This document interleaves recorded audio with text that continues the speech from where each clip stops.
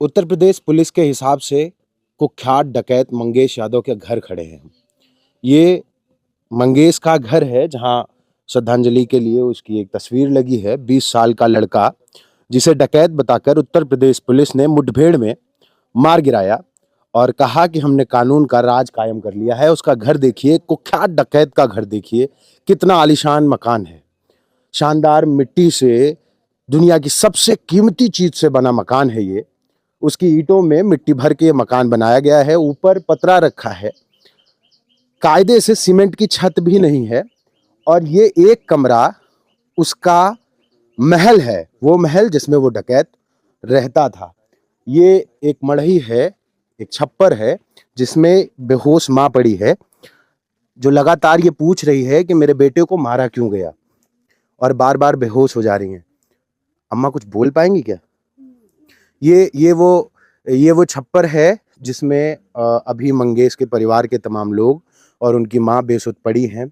आप देखिए इस छप्पर की हालत और अंदाजा लगाइए कि कितना बड़ा डकैत जो है वो मंगेश रहा होगा।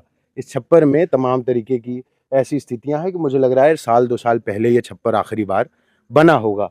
यहाँ देखिए कुछ चारपाइयां पड़ी हैं जो शायद सोने की होंगी, जो 1.5 करोड़ की लूट करने के बाद मंगेश ने बनवाई रही होंगी। आइए वो कमरा भी दिखाते हैं, जो कमरा मंगेश की डकैती का सबूत दे रहा है। मंगेश ने इसी कमरे में डकैती का सारा सामान शायद रखा था, जिसको हासिल करने के लिए उत्तर प्रदेश पुलिस ने उसको मार डाला।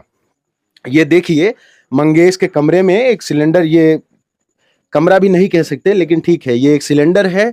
शायद ये मुझे लगता है कि सरकार द्वारा दी गई उज्ज्वला योजना का सिलेंडर होगा, लेकिन सरकारी योजना से आने वाला सरकारी आवास मंगेश के हिस्से नहीं आया।